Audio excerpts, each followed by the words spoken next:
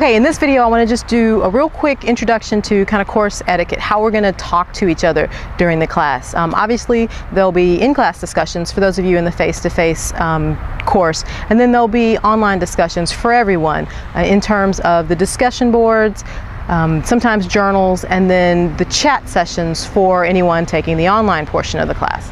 When you are communicating both in class and through your discussion boards, we will be dealing with some controversial topics, some topics that can get very heated, but also ones that people really care about, that they feel passionately one way or another. What I ask is that you create a safe environment for each other. I want us to be able to have honest, open discussions without any sort of slanderous or hateful speech.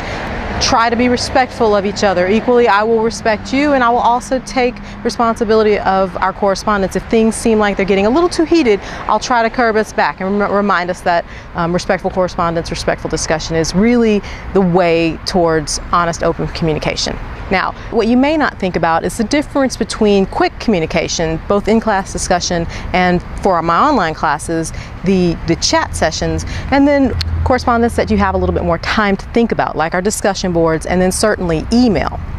Now, in chats and in face-to-face discussions, you don't have as much time to sort of edit yourself as you do when you're doing discussion boards or when you're crafting emails. So in those cases, I don't look too hard at things like punctuation, spelling, even smiley faces are okay in chat sessions. Those are more instant message type things. Now, when you're doing discussion boards or when you're sending an email, then you do need to take the time to spell check, capitalize, try to use proper punctuation.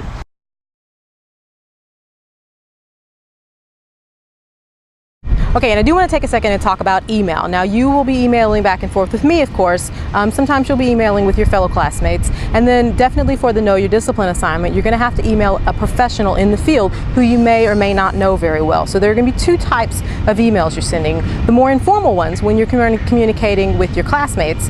In those cases, it's sort of up to you the standard of etiquette that you take. Maybe you do use a greeting, maybe you capitalize, punctuate, smiley faces may be okay. That's going to depend on how you and your classmates set up your informal correspondence.